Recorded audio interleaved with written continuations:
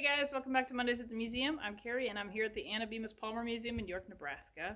So in honor of Veterans Day tomorrow, today's episode is going to feature our Retro Recon section, which is filled with military gadgets as part of our Analog Anthology display. Here is the overview, and as always, I'm going to break it down left to right. Starting with our rifle section. Here's the case as a whole, and while normally it's locked, I am unlocking it today so that you don't have to deal with the glare. So rifles 1 through 7, as well as number 15 with the bayonet on the end there, are all actually from the Civil War era. My favorite of the Civil War guns is actually this one on the top here. So it says it's a Prussian model, about 1831. It says manufactured in 1834 in Nice. This specific rifle was carried by Joseph Talbot in the Civil War. What I really like about it is you can see it's all wrapped up here on the base. So what they said was if a soldier destroyed a rifle in training, it would be reissued, which means the fact that it's all wrapped up like that means it happened in battle and he had to do it because it was a life or death kind of a thing. But the wrapping remains this many hundreds of years later. Number 8 up here at the top, you could buy through the Sears catalog. Can you imagine getting a rifle by mail? Numbers 9, 10, and 11 are all basically the Springfield Armory models. And the unique thing about them is that I had a very limited firing distance, so I can just see people. These are used specifically in the Spanish-American War. You can just see them camping right outside of the firing zone and just waving when they try to shoot at them.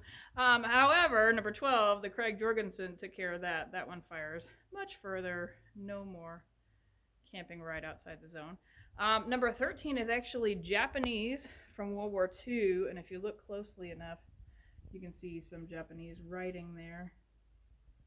Let's see if I can get it to zoom in at all. Okay, here we go. Japanese writing up here. And it does have the bayonet at the end. That again is World War II. Number 14, also World War II. This is Polish made. So it's an FB Radon 1938 is what I was told. Mauser type bolt action. So not very many of those survived World War II because Americans were kind of snobs, and we wanted to fight with American weapons, and this is Polish made. So if you destroyed it, you were reissued another gun, and it was usually American made. And then number 16 at the very bottom is a guerrilla gun from the Philippines, also World War II. I could honestly probably do a whole video breaking down every single one that we have. We also have some pistols as well, but moving on. Starting with the photos that we have in the back. So top left, frame photo of the York boys in Fort Benning in Georgia. See if I can zoom in a little bit there. So that's like World War I. Below it is GAR, so post-Civil War, they would host these concerts all over the place, and that's like the Civil War band kind of thing. The GAR would host concerts all over the place. This is before the 24-hour news cycle, so you went out and you did things. These guys, Spanish-American War, and you can see the red arrow pointing to that guy right there, Orlando Palmer. We know him. Bottom over here, Nebraska National Guard. So that's the 134th Infantry. This was taken out in 1926. Right above it is the entire 134th Infantry. And then above that, this is back to World War I. So this is the Home Guard, 1917, 1918. On top of the case, you've got a couple of shells, both World War II. The one on the left is 50 caliber. The one on the right is 75 millimeter. You can see that one's actually pretty tall. Then we have some measurement tools used by Orlando Palmer during his time as a major in World War I. There is a full gas mask in this pack. So it was used in the Argonne Front in France by a Mr. Petit in 1918. So Warren Petit was the one that donated that. He has a lot of Waco history there. Here we have a Mexican canteen, unknown donor on that one, as well as this canteen from the Civil War. This is actually an embosser for, so Grand Army of the Republic, the GAR that I was talking about earlier, Civil War. It was an organization. We had a post here in town, and I guess that they had their need for like their own embossed labels, and so that would leave the embossment on there. This is a poison mortar and pestle. Now, they said that they would basically grind up poison, so I'm definitely not sticking my hand in there.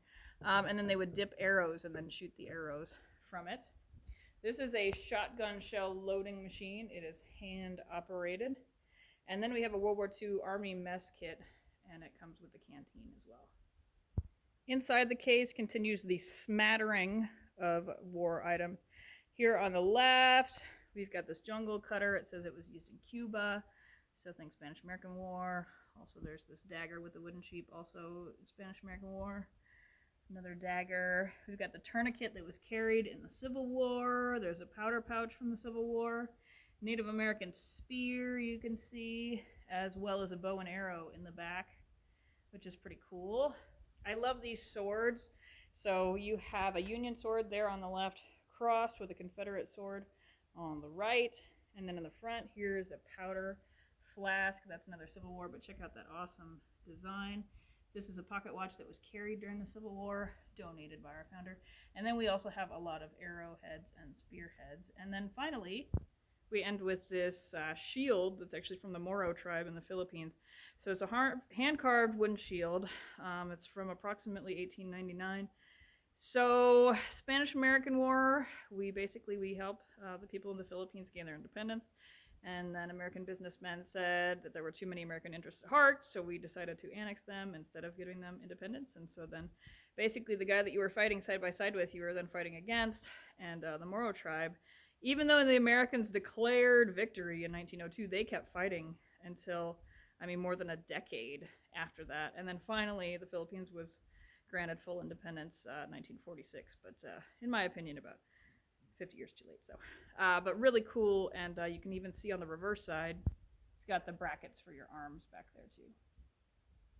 So there is your nickel tour of the smattering of military items that we have display. I say smattering because we've already done the full display of military items, and so we wanted to make sure to include some gadgets, but not all gadgets.